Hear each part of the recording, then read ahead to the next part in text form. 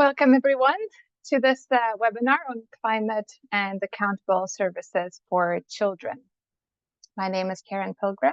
I'm a thematic advisor for climate and environment at Save the Children Sweden, and I'll be moderating today's webinar. The main presentations will be in English and in Spanish, and we have live interpretation offered in French, Spanish, and English. And you'll find instructions on how to select the language in the chat. We're very pleased to see that many of you are joining. There are still people dropping in. And that's both for colleagues from Save the Children, as well as colleagues from organizations in the CEDA-funded Civil Society Strengthening Program. Next slide, please. Today's webinar is part of a Priority Learning Month for Child Rights and Climate at Save the Children, where we look at the intersection of child rights, climate change, and environmental degradation. So please feel free to take note of also the upcoming webinars, which are open to Save the Children colleagues and also our civil society partners. This webinar is a collaboration of the Good Governance Technical Working Group and the Climate Resilience and Environmental Sustainability Technical Working Group at Save the Children. It is co-sponsored by the How to Child Rights series and CEDA-funded Civil Society Strengthening Program, which is implemented in many countries around the globe. We're very happy that we could extend the invitation also to you. And welcome to everyone. Today we'll focus on how to use child-centered social accountability to improve services for children in the context of environmental degradation and climate change. So we'll learn how environmental degradation and climate change affect services for children, about what the United Nations Committee on the Rights of the Child's General Comment 26 says about states' legal obligation for resilient services, and gain a practical understanding of how child-centered social accountability, or in short, CCSA, can be a powerful approach to improve child rights for and with children and civil society. Next slide, please. We have several speakers and facilitators today. I would like to welcome our panelists, Rudina, Lord, Hermes, and Esmera, and I'll introduce them fully before their presentations. In the background, we also have a fantastic team of facilitators, June Leo and Lotte Koning, who will share the PowerPoint and also add comments and messages in the chat, so keep an eye out for that. And then we have Laura Bado, who will be monitoring the chat and start answering questions in the Q&A. And a warm thank you, of course, also to our interpreters for making this webinar available in 3 languages. Thank you. So we'll kick off by setting the scene a little bit. I'll be briefly sharing some information on the role of essential services for children in the context of environmental degradation and climate change. State obligations, as they're outlined in the General Comment number 26 on child rights and the environment, with a special focus on climate change. Rudina will then provide an introduction to child-centered social accountability common approach, which is one of Save the Children's newest common approaches. We then have 3 inspiring case studies from Peru, Zambia, and Ethiopia, where local civil society organization Acción por los Niños and Save the Children offices and partners have led social accountability processes to address issues of environmental pollution, degradation, and climate change on children's well-being for improved services. You'll then have an opportunity to pose questions to the presenters or briefly share any experience that you have from your context in the chat before we close the webinar. Before we really get started, some information and some housekeeping rules for this event. So this webinar is being recorded in all 3 languages, and the recordings will be available online after the webinar. And we'll also share the presentation and all information with you after the event. Please feel free to type your name and organization where you come from in the chat box, and feel free to ask questions as the webinar unfolds in the Q&A box. So you see at the bottom of your screen, there's a Q&A button. So please add your questions there. And if you could briefly introduce yourself along with your question, and also write who you intend your question to be given to, if anyone specific. Now, while there are no no children speaking in this webinar, it may be that children are in the audience. So I would like to remind you of the Child Safeguarding Code of Conduct that you have agreed to with your registration. June Liu will be the Child Safeguarding focal point for this webinar, and her email address will be in the chat, so you can reach her with any concerns. Yes, and with this, we can start our webinar. And I'll start with a brief introduction to the role of services. So children have the right to access quality essential services like education, health, child protection, social protection. And states must provide these services to children as outlined in the United Nations Convention on the Rights of the Child. And services here are understood as those goods and activities provided by the state or by private organizations to communities and individuals. However, there are also other definitions of services. In the context of environmental degradation and climate change, essential services have two roles to play for children's rights. On the one hand, services can protect the environment and mitigate climate change, and that recognizes that a healthy environment is a necessity for realizing children's rights. On the other hand, services can safeguard children's rights and their well-being from harm due to climate change and environmental degradation. For example, education services can both play a role in environmental protection through environmentally friendly school buildings and through teaching children about the environment, which also realizes their right to environmental education, as well as protecting children's right to education through safe buildings, and ensuring continuation of education services during and after extreme weather events like heat waves, where we see a lot of children missing out on school currently.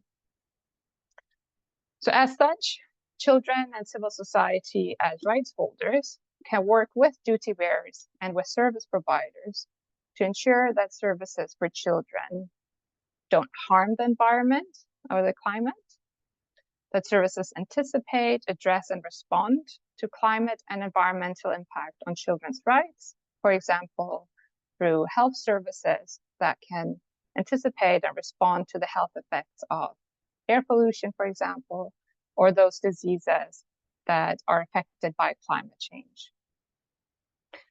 Services that are resilient to climate and environmental hazards so that they can continue to provide their services when extreme weather events or natural hazards occur.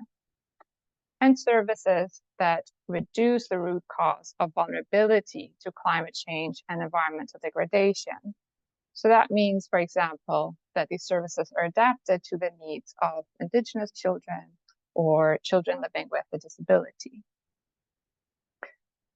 And then, of course, services must be equitable and adequate and have adequate quality to effectively ensure the enjoyment of children's rights. Next slide, please.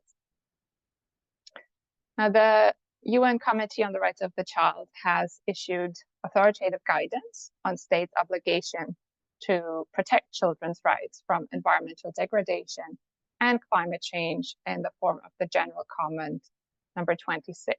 But this lines out what children have to do to protect children's rights. States have to do it, sorry.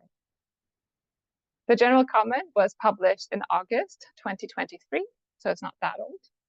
And it includes this really comprehensive guidance on what states must do to ensure that children's rights are met, and that is often through the provision of services. And here's a non-exhaustive list, and I won't read through all of it, and I wouldn't expect anyone to read it right now, but you can look at it maybe after the webinar. But these are just, text examples taken directly from the general comment around what services need to provide to ensure that children's rights are protected from harm. And you can read through this, as I said, after the webinar. So first and foremost, there is a clear recognition that a healthy environment is a human right and a necessity for the realization of children's rights. And that those risks faced by children,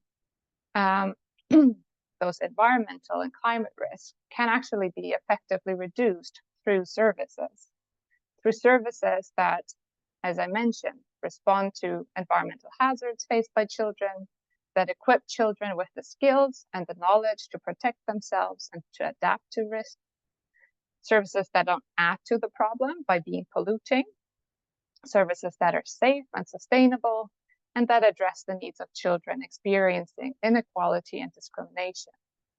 And then lastly, there is a recognition that children have the right to participate in decision-making processes, which includes, for example, the adaptation of services to climate change.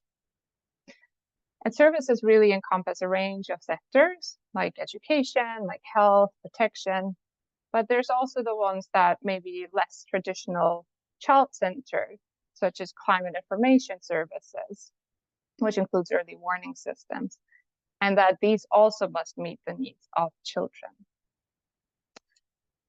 Now, with this little bit of a background, I'll now hand over to Radina Ademishala for an introduction of the child-centered social accountability common approach. Radina is a child rights governance advisor at Save the Children Sweden, and she's actually also co-author of the CCSA common approach. Radina, over to you. Thank you, Karen, and I really hope that you are hearing me well. Yes. Hi, everyone, and thank you for joining this webinar. I'm really pleased that we can come together to share this approach that is called child-centered social accountability. And this approach, as also Karen was highlighting, it aims to transform impact and enhance accountability of services through constructive dialogue between the right holders and the duty bearers. So I want, before starting the webinar, I really want from you, if you can read, take a moment and read a few quotes from the programs. And this time I would like to spotlight one of the programs in Philippines, because we have also other programs today that are going to give you insightful experiences on implementing child-centered social accountability. But if we focus on Cassandra, who is 11 years old, that took part in child-centered social accountability interventions in her village in Sarangani in Philippines. And she says, we're quoting her, that she enjoyed participating in the survey. Mostly, we asked people about the problems in the community. I did this with my friends who I met in the training and our parents. And I'm shy as a person, but I enjoy talking to the people around the community. I'm happy to hear that the village council acted on the problems that we presented. I saw my friends smiling, so I think they were also happy, Cassandra expressed. And we have a lot of these feedback, how children have perceived their role when they are part of the dialogue. So what is child-centered social accountability? As we are spotlighting that one, and how this can be helpful also for climate change and environment degradation. So child-centered social accountability in children is a community-driven approach through which right holders, in this case, children and their communities, supported by civil society organizations, use of participatory mechanisms and processes to directly engage with duty bearers. And by duty bearers, we mean decision makers, public officials, and service providers, in order to demand accountability and claim their rights. So in short, child-centered social accountability, or if you want to call it social accountability with children or child-centered towards them, is based on the belief that children and communities can optimize public resources and services when their voices are heard and met with responsive actions.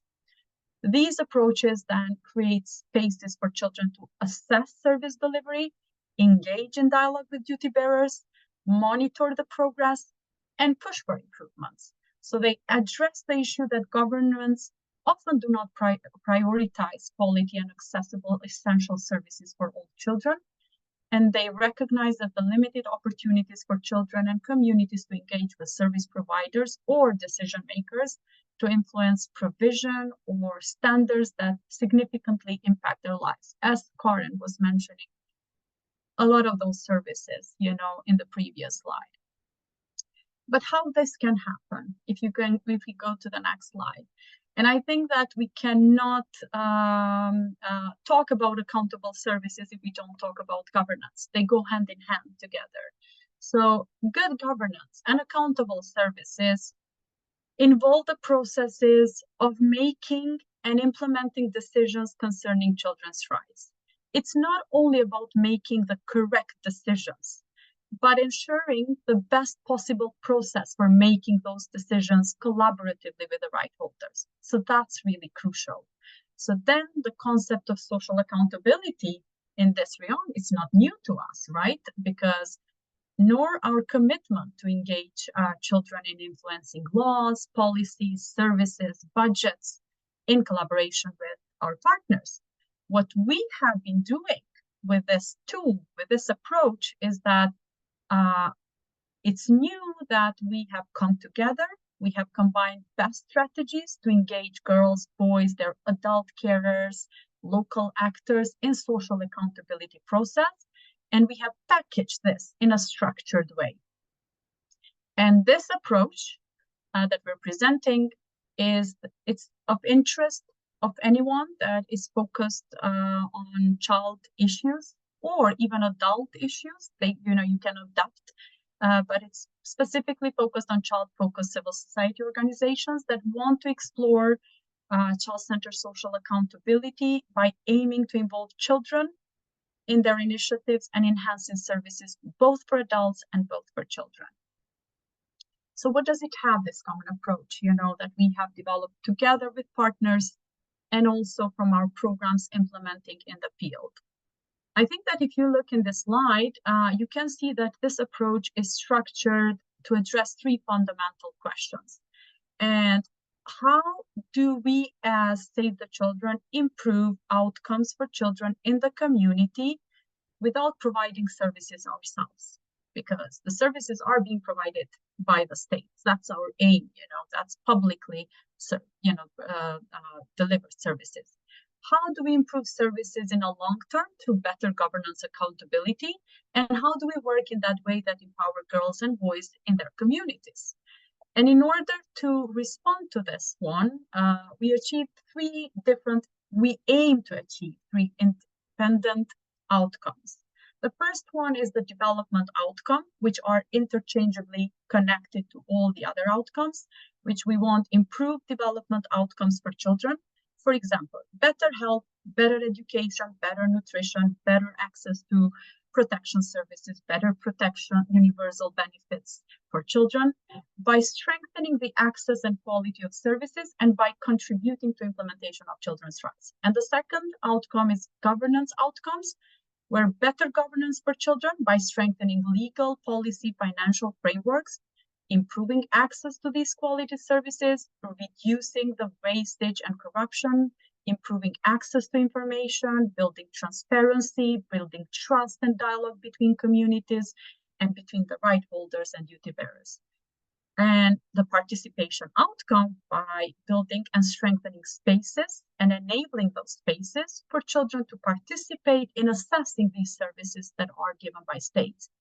And being part of decision-making processes and doing advocacy, which leads then to improvements in the capacities of children, particularly those most impacted by discrimination and inequality so they can exercise their civil and political rights, including the right to be heard.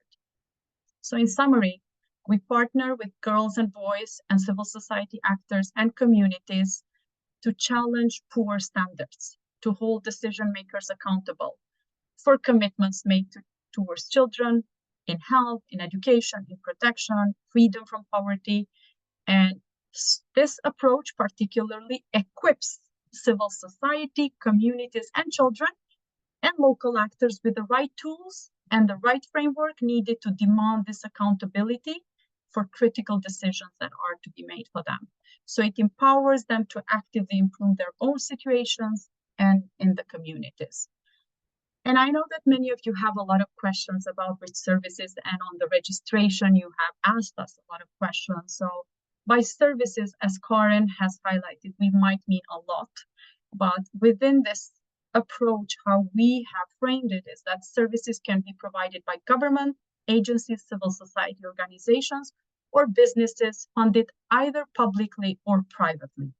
But for the sake of this common approach, specifically methods, the focus has been really on publicly funded services delivered by government at various levels, either directly through private or non-governmental actors or the state itself. Because we have cases that early childhood education centers are financed by the government, but they're privately run. But we still hold the government accountable for those services. Or the health sector is, we have health private sector running services, but is financed by the state. So we still hold the state accountable for those services. Next slide, June. In order to achieve all these three outcomes and these questions that we have and these underlying problems, I think that the way we package this common approach, we packaged around 6 components. And these components are practical in a way, how you can implement social accountability in any service provision or adapt that to any area or sector that you are interested. So the first one is by identifying and analyzing the issues in the context where we need to know it's a crucial component, and it's a must that social accountability as a method, it's contextualized. So it's not like you take from a shelf and you do it. It's contextual specific, and it's extra crucial for this common approach. Then we engage with stakeholders. And by stakeholders, we mean civil society, children, and community members, and duty bearers. So these 3, components are crucial. And we identify also in these groups of stakeholders, when we speak about children, we identify girls and boys and those discriminated, and we try to create safe spaces for them to participate. Not everyone to join in one space, because they might not even feel comfortable to share their input or their concerns in the same space. And we ensure child safeguarding risk assessment, because it's key. Sometimes the dialogue with duty bearers, it's risky. So it's important to have risk assessment, and we ensure 9 basic requirements for ethical and meaningful child participation. Then we build information, the third component, and assessment and evidence base, what children and communities should reasonably be expecting, and also disseminating this in a very understandable way, the standards, the provisions that the states provide. Because sometimes these are really very boring documents, policies and standards that they don't speak the same language as the communities understand. So it's important to share that in a much more friendlier way. Then a very pivotal moment comes in the components, which is assessing services and commitments. So whether identifying and assessing the gaps in the delivery. So each of the groups separately assess the services and commitments, and then we triangulate the data, and then we go to the interface dialogue, which is the 5th component of this common approach, which means bringing duty bearers and right holders together in a safe way to discuss their assessments and agree on an action plan, which leads to the action plan as the last component, which includes also, if the things were not included, then we need to escalate to the other levels. If the community level is not happy how the subnational level is addressing, we can escalate. But I think that what is important, once the dialogue between the right holders and duty bearers is conducted, an action plan is developed with clear commitments, with clear resources, and with clear timelines. And this is an agreement which summarizes the discussions and conclusions from that interface meeting. And the last slide I wanted just to share, because we have wonderful example and insights from Zambia, Peru, and also Ethiopia today, how we can use social accountability in climate change and environment. What is important is that child-centered social accountability can support girls and boys' participation and agency in areas such as climate change adaptation, disaster risk reduction, and environmental protection.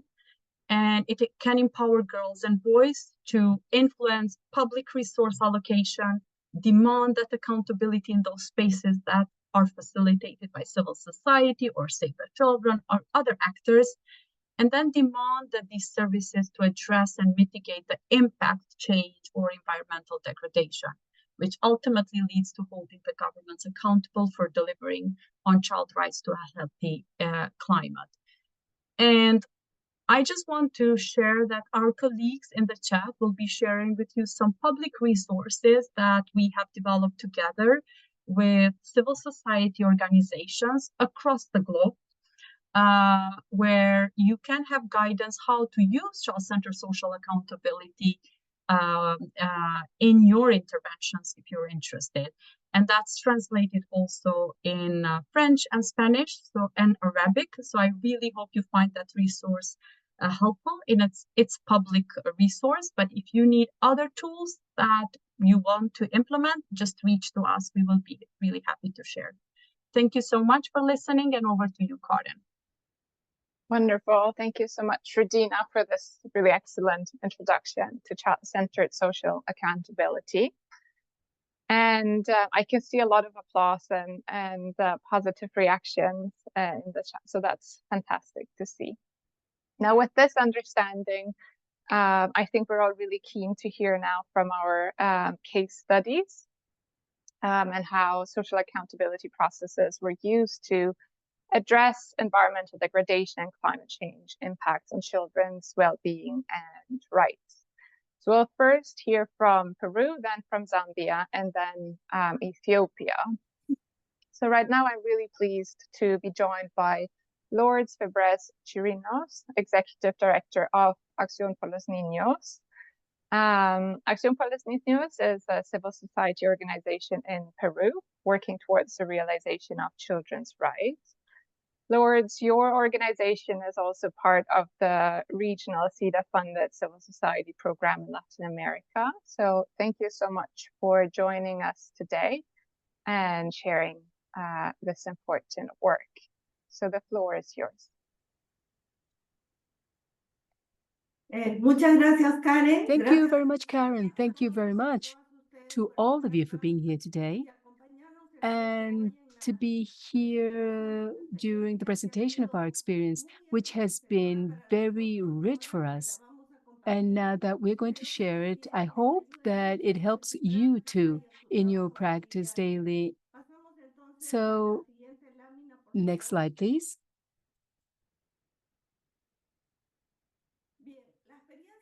The experience is developed in 3 communities, indigenous communities of the Wahoo peoples in the Amazon, near the Marañón River. They live in a tropical rainforest with few harvesting land.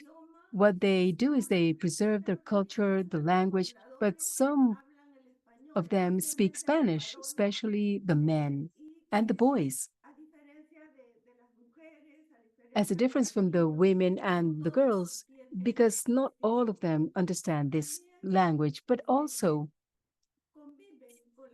they live with the culture, Western culture, and they are being led by the territorial government Wahoo. Next slide, please.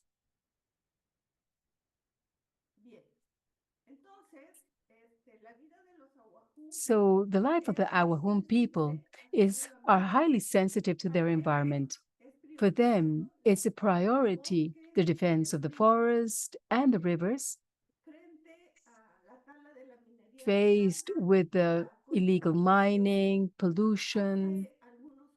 A few years ago, they suffered the effects of an oil spill caused by the pipeline breakdown, which polluted their water resources, the land, the plants, the forest, and the vegetation. And it was also detected metals in the blood of the population. The Awahu people are vulnerable to these problems, but they are even more due to the absence of public services, of high quality public services. And because the absence of public services they are not aware of the cultural value of this territory, the public administration. Next slide, please. So, our intervention, we identified in the 3 communities was the pollution of the drinking water, which enabled us to guide them in this process. With application of the common approach, adapting it to the context, and made it possible to generate spaces for dialogue and meeting of children and adolescents, right holders, with the authorities and local authorities and officials of institutions. Among these authorities was the president of the Awahan Territorial Government, which is commonly known as Wahu, PAMUK, and the presidents of each of the communities in which we did the intervention, which are well known as PAMUK. They participated too, also the local government and healthcare center. With the intervention, a dialogue was established, generating some commitments. For the first time, together with the PAMUK of the 3 communities, with the objective to coordinate and to schedule specific actions with the healthcare center. That was the first commitment, to do the analysis of the quality of the water and the delivery of kits for the purification of the water, and also carry out mass deworming campaigns. And asked by the PAMUK, due to the problems they were facing, informative meetings were done around vaccinations, violence, drugs addiction, HIV/AIDS, safe water, and healthy nutrition. Next slide, please. Here we can see that we have the dialogues here established among the boys and the girls, which are the rights holders, with the authorities we are mentioning. On the right-hand side, we can see the first image in the upper side. That's the meeting where they had with the president, where they talk about their demands that they have, so their rights are being respected, and also to talk about the needs that these communities are suffered. Here on the left-hand side, we can see the dialogues with the director of the healthcare center regarding the water, purification, and consumption, and also what the damage that was causing to the health of the children. On the bottom side, we can see with the local government, the meeting with the representatives chosen by the people, and where the children talk about the needs that they were facing on a daily basis. Next slide, please. So first of all, what we can see here is that the difficulties should be overcome. On the first experience in a dialogue, organization, and opinion, and the participation of children and adolescents. That was a huge challenge at the beginning regarding our experience. But also, on the other hand, the promoters of healthcare had to learn to recognize children and adolescents as subjects of rights that require attention and furthermore require an efficient performance of public services. And furthermore, it was fundamental that the operators could also interact with the Awahun people and respecting their culture, recognizing their values, something that was not done before. We also found that the population, Awahu, and the public services operators, they didn't really understand their culture. Let's say citizenship, accountability, rights holders, because these aspects were not part of their daily practice. And furthermore, we were facing to the reality that the management of the public services was not including an intercultural focus, meaning that the quality of the public services offered did not respond to the needs and expectations of the community, of the Awahuan community. Next slide, please. Here we can see the learnings based on this experience. What are the learnings that we were able to have? First of all, I would like to say that it's necessary to consider, first of all, the social context where we are, maybe economical, and also the intercultural aspect is fundamental. This is key because if we do not understand how they live, how they think, the relationship of this community, so our intervention would not have been possible without doing that. But also to be able to see the micro conflicts that exist among the community and the public operators, as well as the imaginary of the population regarding those services, because from their own culture and idiosyncrasy, they have a specific view faced with how these services should be offered and how they are related to them. So it's important really to include the resistances that they also had on the use on certain services. Also, the perception, the practical perception and the imaginary and the common sense of these girls and boys and adolescents, teenagers that live in urban contexts, it's not the same as the children in the Amazon region. The children in the Amazon region, due to their own singularities and the singularities of the territory, they have other needs, they have other points of view regarding the world, they have different ways of interacting with the nature, with the community, and with the general context. So this is fundamental for the development of certain social abilities. This point of view is fundamental to be able to understand the participation of the children, boys and girls, especially women and girls, which may require much more longer processes to acquire those abilities and to be able to make ownership of this experience.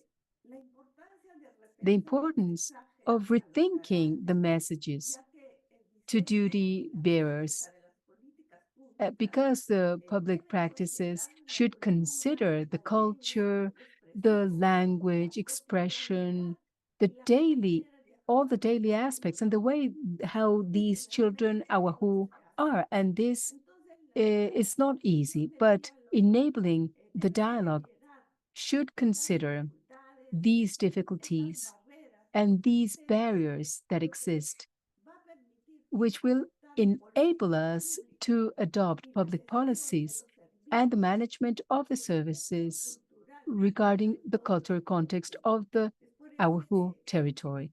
This is why to these population, many times to the access to these services doesn't mean a lot because these services are not always very good for them. So next slide, please.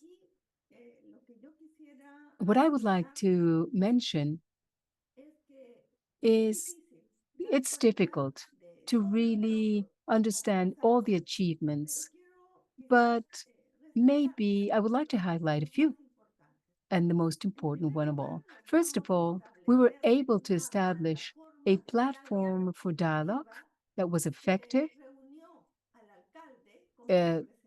gathered the mayor as a representative of the local government, the director of the healthcare center, which was the maximum authority in healthcare in the community, and also the president of the government, Awahu, autonomous president of Awahu, enabling an open communication, transparent communication. But also, we were able to have some agreements and commitments with the authorities and right holders focused on topics that were a priority for the girls and boys and teenagers, as like the access to drinking water, the availability, the disposal of garbage, and healthcare systems, these were aspects that the authorities really had the need to handle those situations.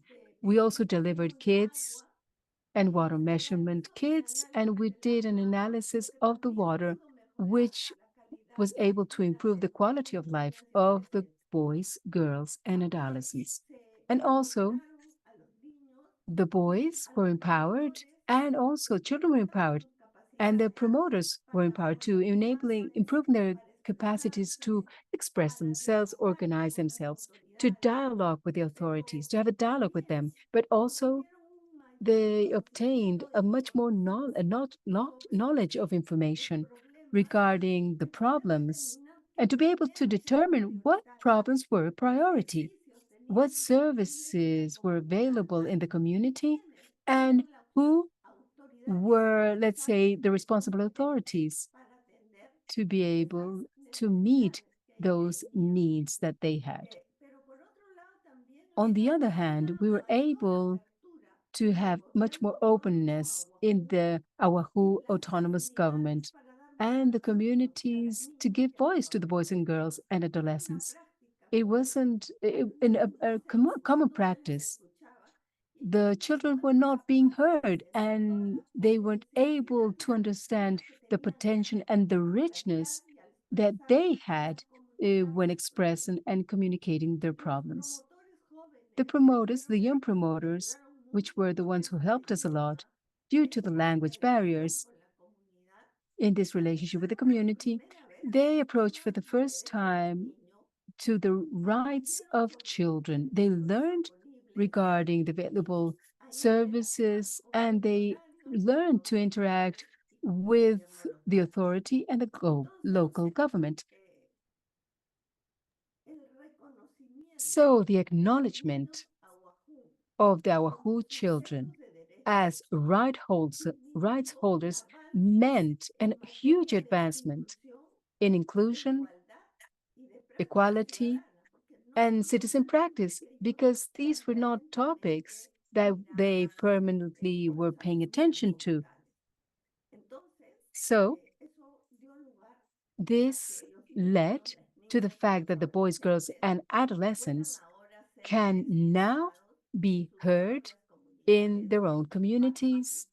They can participate in the identification and prioritization of the problems and can really impact in the decisions that will affect their lives, and to demand also that their rights should be respected and protected.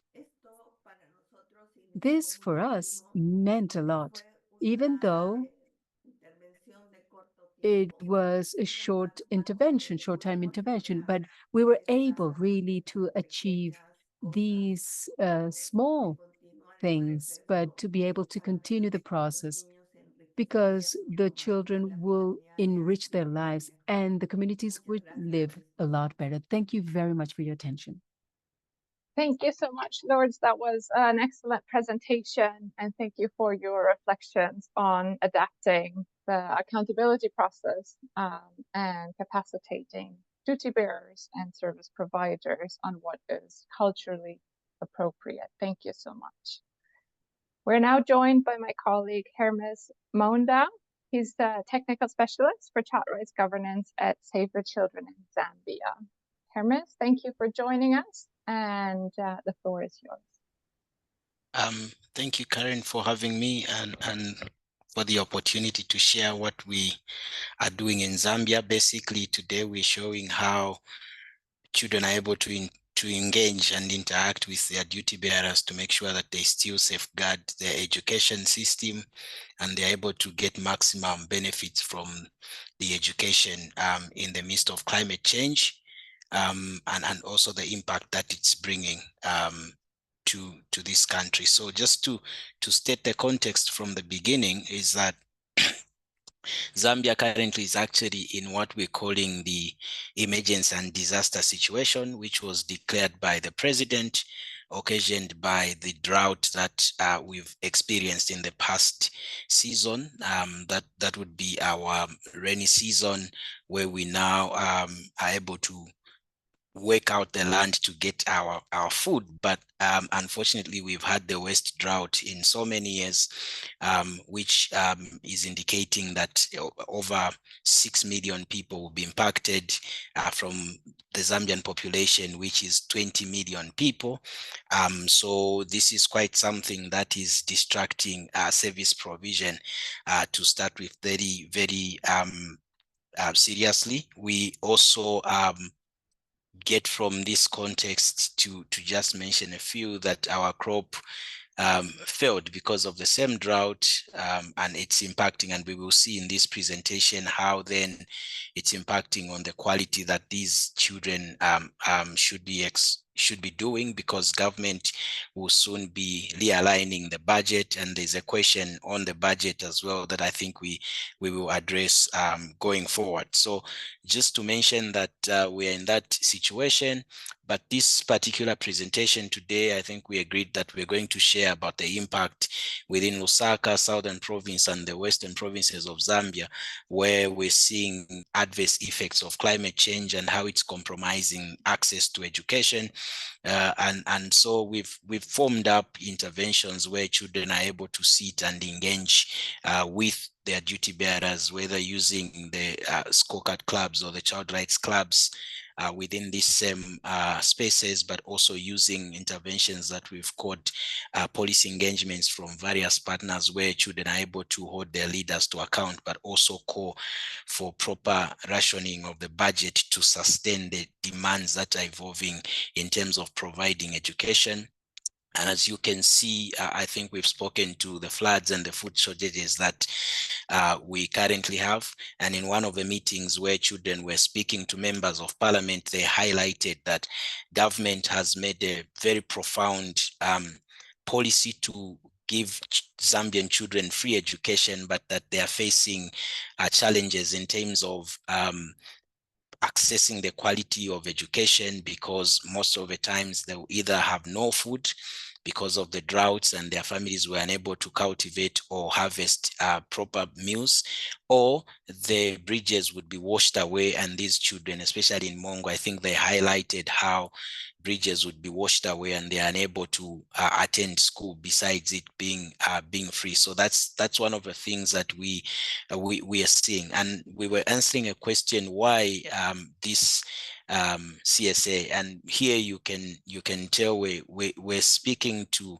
how children and CSOs have been viewing these impacts, and we noticed that besides the impact that is going on due to climate change and environmental degradation, duty bearers were still budgeting the same way. They were not prioritizing directly the issues of children, because children had no space to raise their specific needs within the rationing of the country's resources, and sharing the impact and the dimensions, the dynamics that are happening due to climate change. So then we looked at how do we make sure that those that are in charge of making national budgets, for example, are aware of what children are experiencing, and they are able to ration resources to respond to these impacts. So that is why we came up with the idea to implement this common approach, which will then bring children together in these communities, ward development committees, for example, or whether it's children's parliament or child rights club, where they're able to mobilize their evidence and resource, and they are able to meet with children and their duty bearers. In some cases where these programs were being done, or where governments were prioritizing issues of children, we also noticed, for example, that children were not part of that process. We can go to the next slide, but we wanted to make sure that where the budget is being decided, where relief is being made, children must be there. So the intervention we did was the participation, for example, in national budgets, where children would be mobilized specifically in these districts and provinces to put up submissions that they would then put forward to the Ministry of Finance and National Planning, with a view to protect services such as education provision based on what they were experiencing. For example, they would put up issues to ask for increased school feeding programs within their schools, because they're coming from homes that don't have food because of the drought situation, or they would be putting up submissions that would call for erections of new bridges raised to higher standards, that even when the floods come again, they are not cut off from attending school. So these are groups that you are seeing now in the picture there, where children are voting for what is priority. They would list different priorities that they think they should then submit in the budget. So what you're seeing in the picture there is that they are voting based on what they've rated themselves. And you can notice that this particular picture, we have girls only. For deliberate reasons, we will have the other one with the boys. We wanted to make sure that we have 3 sets of engagements where girls are not looked, or they are not bulldozed by boys, and they're able to make their independent decisions, and boys are able to make their independent decisions and then come together and then prioritize this. But all of this was just to make sure that we are broad in terms of making sure that they make the submissions that is representative of them. Children engaged duty bearers to follow up on these submissions. For example, after these submissions were made, children would meet what we call the Extended Budget Committee at Parliament, which is a group of parliamentarians that scrutinizes the budget immediately it comes from the executive for debate and approval within Parliament. So once these submissions are made to the Minister of Finance and the budget is being formulated, children would then be following up with the parliamentarians as a way to ensure that their voices comes to forward. And we would do this, for example, within the Child Rights Club, but also the National Child Budget Network. Engagement with local leaders to promote climate sensitive spending of the constituency development funds. One of the key things that has happened in Zambia is that there is now devolution of resources and decentralization. So there's huge spending within constituencies.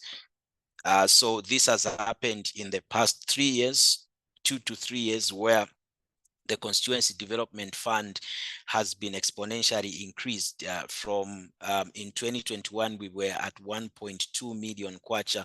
We are now sitting in excess of 30 million kwacha. So this money is being spent in constituencies, and you can tell that that is a very strategic point for our children to not just influence the national budget, but to make sure that they are able to speak to the resources that is within their constituency. So these clubs and children setup would then be engaging CDF, we call them CDF committees, or they would engage the initial drafters, in this case would be the ward development committees. So all of this then speaks to children ensuring that the impact that climate change is bringing is responded to with proper rationing and financing of the resources through the national budget, but also different other aspects that are offshoots of the national budget. You can go to the next present. Yeah, so some of the achievements we are seeing is that child-sensitive social protection policies are now coming to play. Children impacted with climate change are able to now call for child-sensitive social protection measures, which are climate sensitive. For example, the social cash transfer program in the country, the relief programs in the country, the food support programs in the country, keeping girls in school, all of these social protection mechanisms, they are also getting this backing from the child-sensitive social accountability that children are doing. And we're seeing the how government is evolving, always trying to either expand families that have children to support them in that case, or support them otherwise with different pieces, for example, food packs or farming inputs that would be climate resilient, for example, or drought resilient, bringing that face of climate sensitivity to social protection programs. Expanding school feeding programs. Before, it used to be a donor-driven program, but because of the call from children and engagements, we are seeing an improvement where the state is mobilizing resources, but we are expanding this not just for a few children within schools, but increasing. We're looking at how government is also responding to drought situations and making sure that children who their parents would not have harvested when they are in school, it gives them an opportunity for them to have access to food, for example. So we're seeing that that's one of the achievements we're bringing to the fore. Inclusion of climate change in the curriculum. And this is profound, basically, because children, as they continued to do submissions, I remember one of the children saying that if we continue asking for people that don't understand what this means, we might not get the results. So she then says that it would be good for us to continue championing this, but also make sure that the future generations that are coming are able to learn the impact of climate change and how then it should be responded to. And as government was reviewing the curriculum, they made these inputs. I think we mobilized children from the east side of Zambia, the western side, and the Copper Belt provinces, who made submissions to make sure that the curriculum are becoming more climate sensitive. And all of these things were also followed up, and I'll talk to the duty bearers they engage later on to push this agenda. And so we're seeing that as an achievement, a government endorsement of the creation of the Climate Change Council for children. We got this news last week where children petitioned the Minister of Education and the Minister of Green Economy, and he's endorsed that children would be part of the Climate Change Council, basically because children have been creating these spaces to hold their leaders to account. We can move to the next slide, please. Yeah. So in terms of capacity building, what have we been doing to make sure that this is purely understood, and that when children are able to engage, you create an atmosphere that is balanced. So one of the things that we're doing to make sure that this common approach is effectively implemented is training Child Rights Club on it. So children must understand what is accountability, what is citizenship, how do you engage, how do you when is the right time for you to engage? When you are told future leaders, when is the future for you? How long is the future coming? Is it today or tomorrow? So children are prepared from that aspect to understand this common approach within school clubs, so that they are able then to participate from school councils. And you will notice that where we're doing scorecards, where we're implementing this common approach, a lot of these children that sit in these clubs, they're the ones that you also find in the school councils. Now, students' councils are platforms where children are able to engage and interact with school managers, so that they are able to participate in decision making for the school and the spending of school resources. So you will notice that there's this nexus that is growing, where children within these clubs are able to now take up leadership in that spaces, but they are also using these leadership skills. For example, one of them who was a head boy, I think in the Copper Belt, the father was the head teacher, and he was the head boy. And I remember having a conversation with the father. He stood in that meeting where children were there, teachers were there, and parents were there, and he told his father that, I'm now addressing you as the president of the student council and not your son. So I'm going to make demands on behalf of fellow children. And he was very forthright with those demands, and you could see that they understand what accountability is, and there was no compromise, whether he was talking to the father in that regard or else, which is a cultural dynamic that sometimes is hard to deal with when you are doing issues to do with social accountability. Supporting local partners with both child-sensitive social accountability, but also child rights programming, to ensure that we both push the localization agenda, but give impetus for proper accountability, where civil society organizations are able to hold government to account on the basis of what children submitted and what children demanded. So it's not just driven from local CSOs. They are able to refer to, for example, when they appear before Parliament, and we've noticed these with our partners, either on the CEDA funded programs and the other ones, because of the child rights programming aspect and the CSSA, they're able to put within their memorandums to Parliament, citing what children would have demanded.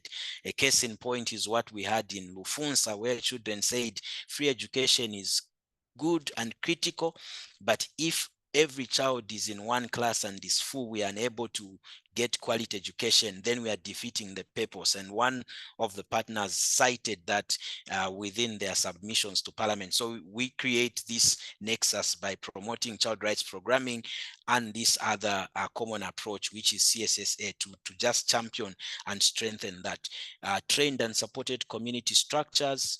I spoke to ward development committees, very critical in deciding local level development. In Lundazi, for example, children participated in those meetings and called for the creation of a ramp, for example, and we've seen that that was built, and you can see, because we then trained these local structures with support from our partners, and they're able to appreciate the common approach. So those are some of the things that we're doing to ensure that we build capacity. Support the facilitation of engagements amongst children, community members, and their duty bearers. And I spoke earlier to the critical ministry that we have, the Ministry of Community Development and Social Services, which is the custodian of children development in Zambia. So there's been massive investments in training their provincial staff, their local staff, and their headquarters staff to appreciate what child-sensitive social accountability is. And we've been able to now support children and partners to engage on the basis of understanding. So those are critical engagements. The Ministry of Green Economy and Environment, very key, in charge of all climate and environment related issues. Children have been able to engage and supported to that respect. And we are happy to report, for example, that during the COP28, government decided to get children and make them part of their official delegation to the COP, so that they are able to now engage, and after holding them to account, they go together and make these submissions to demand for different requirements that are needed. And there's been a call to engage further with the Ministry of Green Economy and Environment. MPs, as I stated, the Caucus on Children is one of the platforms that we've developed capacity for, to understand this, so they can call for children input. I spoke to the ward development committees and community leaders. We can go to the next, and I'll be done. Yeah, so some of the lessons, I just dropped them in form of quotes, basically. So one of the things that we're seeing here is that children have real-time experiences of climate impact, and this common approach, child-sensitive social accountability, provides a proper platform for them to effectively engage and request for duty bearers to address these issues. So here you see Justina saying, because of climate change, I cannot concentrate in school because of the heat, which is too much. So my right to education is affected. When everyone else in the country was celebrating that Zambia now has a free education policy, and we were meeting at one of the hotels in Lusaka, as you see the picture there, MPs, councillors, leaders of civil society organizations alike were celebrating this. A child stands and says free education is good, but the heat that is coming from climate change is impacting on my quality to access this education. Can you either change the curriculum, or can you finance our schools to have air cons? And everyone was shocked and was looking at how then this child is able to look through the lens beyond the bigger celebration that we now have free education. So that's a lesson that we got, that children actually know exactly what is happening on a daily basis. And if you are going to give them capacity to hold their leaders to account and demand for quality services, they are going to pinpoint to exact things that should be done.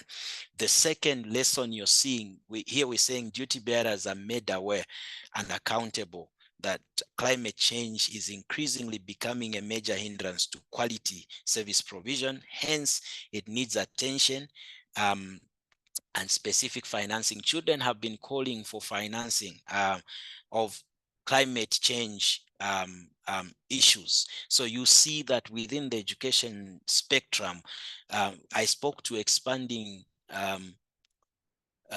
school feeding programs. For example, I spoke to children calling for climate smart infrastructure. I spoke to children that one of them, for example, because their school had latrines away from classrooms, and they were saying when it is raining or it's flooded within the school, these latrines will either flood, or we are unable to walk to the pit latrines.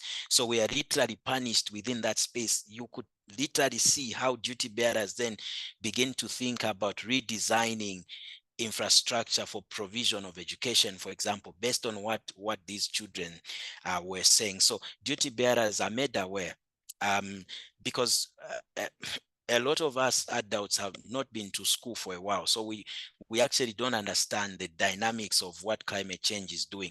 But when you bring children to meet duty bearers, they're able to refer to what they experienced yesterday and not 10 years or 5 years ago. So then the programming is very targeted and responsive to what is currently prevailing. Tawana here says, yes, education is now free, But when it floods and the bridge is washed away because of the heavy rains, we cannot access our right to education because we don't go to school, purely referring to what the state should begin to think about doing and separating resources to support the impacts of climate change. So that is what we are learning from Thank the you, children. Hermes. Thank you, Hermes, for a wonderful presentation. I'm sorry to cut you short now, but we need to leave some time for Asmera, who will be presenting next. So thanks so much for a very rich experience and sharing the quotes from children, which I think are really powerful and really bring it to the point. So I hand over now to Asmera for our last case study. Asmera Belay is thematic head for child rights governance at Save the Children in Ethiopia. Thank you for joining us, Asmera, and the floor is yours. Thank you. Can you hear me? Yes. Thank you very much for giving me this opportunity to share the experience that we had on climate and environment and child rights. In fact, what I'm sharing is not really a mature one, but it's just something, a work going on. When I'm referring to the child-centered social accountability, it's supported by the CCSA program. So I'm sharing you and how the CSA program has actually, stated climate change, child rights action, bringing the service providers or the DTBers and right holders together, and then try to address some of the impacts of environment, climate change, and child rights. What's the next?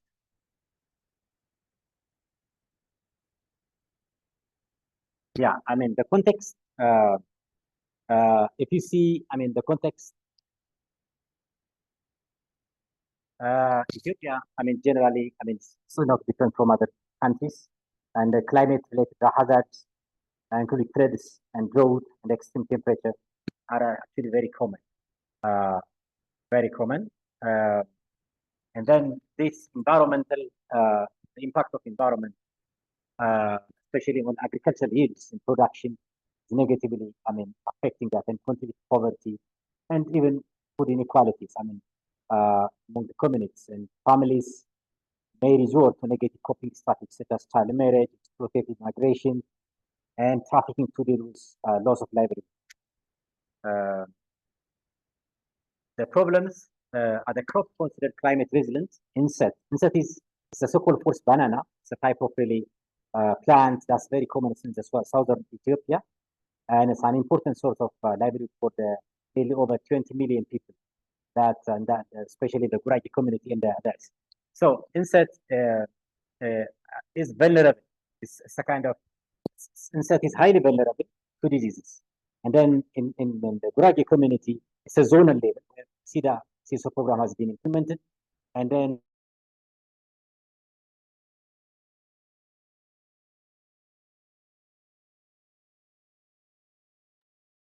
that plant was actually low, so people, and then that led to food insecurity. And the other issue is that cutting of trees for fuel purposes and then is causing environmental degradation, which actually reduces or leads to reduction in crop productivity. That has actually implication on food security, affecting the rights of children and children's survival. Go to the next.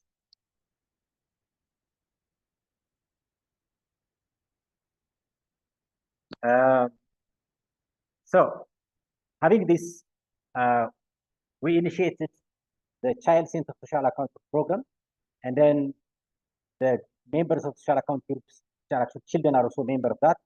They identified two key problems as part of their CCSA process: cutting of trees for fuel purposes, leading to land degradation. And this is actually resulting to reduce crop yield. And different institutions were actually involved, basically, and they started dialogue with institutions and authorities that have the mandate to on climate change, change environment, involved the district and the zonal authorities, particularly zone and water environment protection office and education office, and then even the Kabale, the lowest government structure, especially in the rural community, that's also involved. When I'm presenting commitment, The commitments are actually actions taken as well. And then these are actually the commitments of the duty bearer and Environmental Protection Authority and Education Office. They have started strengthening school-based environmental clubs, and the school and community-based regreening initiatives were actually started. And they started planting trees, and the children, the community members, and the government are part of that process. Before that, a number of dialogues were actually conducted on how to really address those critical problems, impacting children's rights. So they just started planting the school and community level, and they have managed to plant trees in many of the local authorities. They just allocate area for planting trees and issue that, and then that area is very much protected because that is the most degraded land, and they assigned the Kabale chairperson, that is the key public figure, the key government authority at the local level, to ensure that that area where actually plants or seedlings have been actually planted is protected, so that will lead to the protection of the environment. And then they just start considering child rights. So, and in the different trainings and dialogues, both in the CCSA group and different trainings, we built child rights into the climate change. And then we made them aware that, even the civil society organizations was part of that. So climate crisis is a child rights crisis. So they just brought the child rights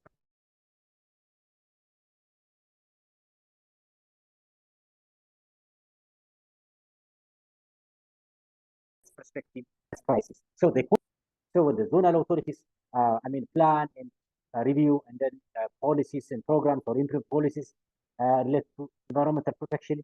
They just consider child rights. How does the environment impact assessment? Consider child rights in the environmental impact assessment and climate actions when they plan about environmental protection, etc. So they brought the child rights perspective. How does that impact children's rights? This implies that child rights being considered the planning and budgets of the Warada and zonal government authorities or plans, and issues raised by the CCSA groups and the children are being considered in the zonal and district climate actions. And then children actually have started engaging in monitoring the implementation of the Environmental Protection Authority plans and budgets as well. Go to the next. The second intervention is related to the insect disease, which is affecting millions of people that live in that community. So the CSA groups identified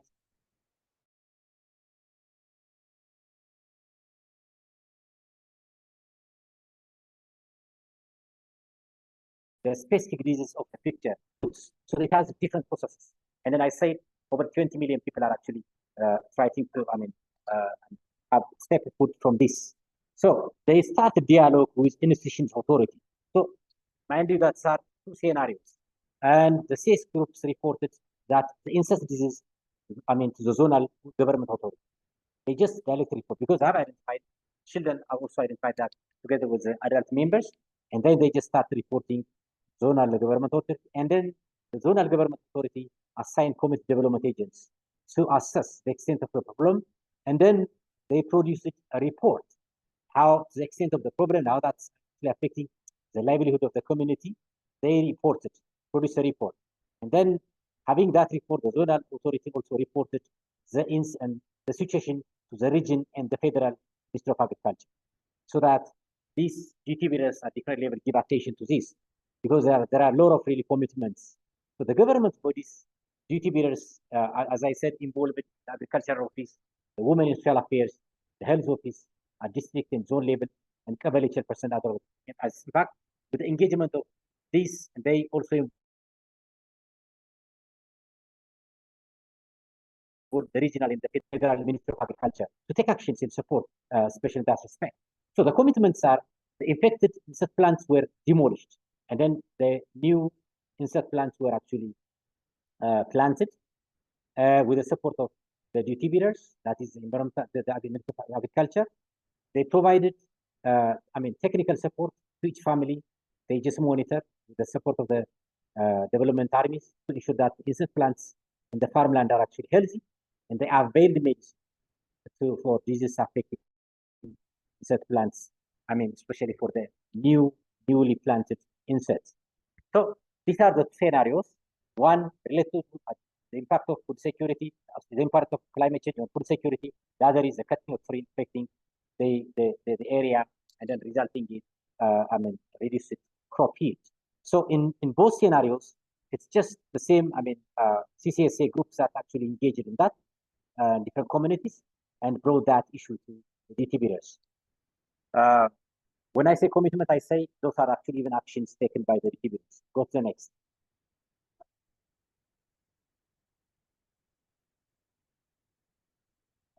The next.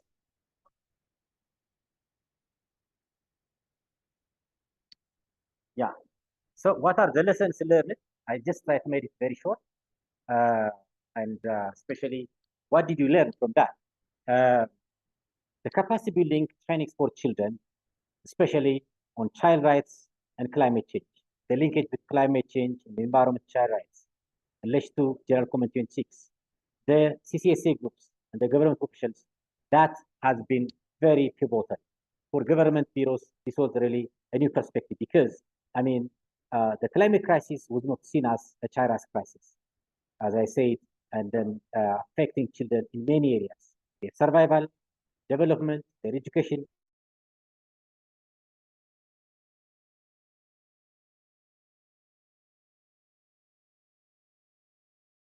Protection served as entry points to identify climate and environmental issues that are actually affecting children's rights and their families. It affects the whole families. And then that created, space for engagement with the duty bearers at different levels I mentioned earlier.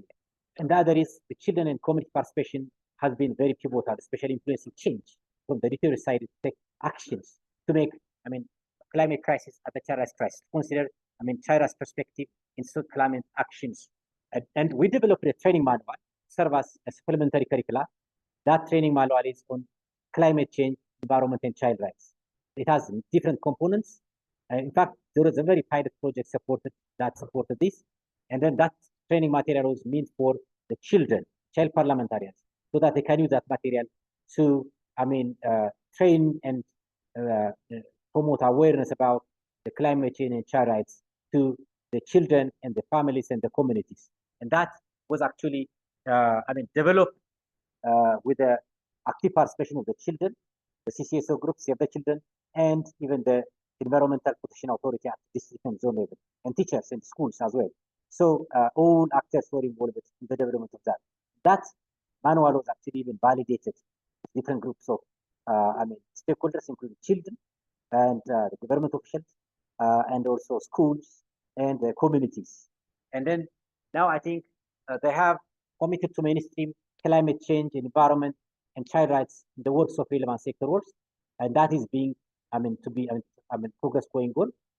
So when they just plan climate action, they just try to consider its impact on the on the child rights perspective. So this is,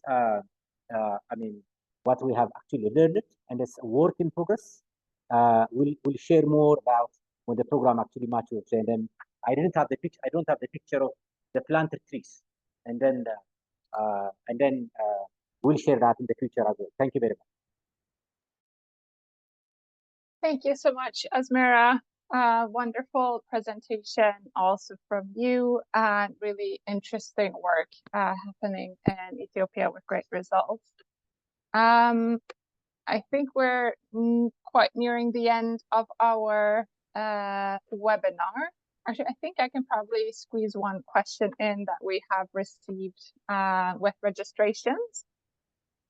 There was a question around what have been the lessons and reflections around ensuring that children and CSOs hold government to account for climate services. And I'll just jump in and answer that very quickly. So in the General Comment 26, it actually refers, among other things, to the value of children's participation to ensure that early warning systems for environmental hazards are effective and meet the needs of children, and that it is the responsibility of states to ensure that hazard information is accessible to children. And I know from colleagues in Malawi that their Save the Children and local partners have worked with the National Meteorological Authority and schools to develop child-friendly early warning messages in some regions that are then transmitted through radio stations and schools. And while they might not have used the full CCSA common approach, I do think that's a really good indication that, you know, social accountability can be a really useful tool to engaging with climate information service providers. A big thank you to our fantastic panelists. Thank you, Radina, for your introduction to the child-centered social accountability common approach. Thank you to Lourdes, to Hermes, and to Asmira for really fantastic case studies. It really gives you like energy to hear from your experiences and from the change that children feel themselves and their ability to hold duty bearers accountable, and the commitments and the actions that have been taken. So fantastic. Thank you so much for sharing. Thank you through a wonderful audience with insightful questions. We will share the recordings in all 3 languages. We'll share the slides and the Q&A document where you can then read the questions and also answers from our panelists. So we'll send that out next week, probably. Thank you very much. And I wish you all a good rest of the day. Thank you.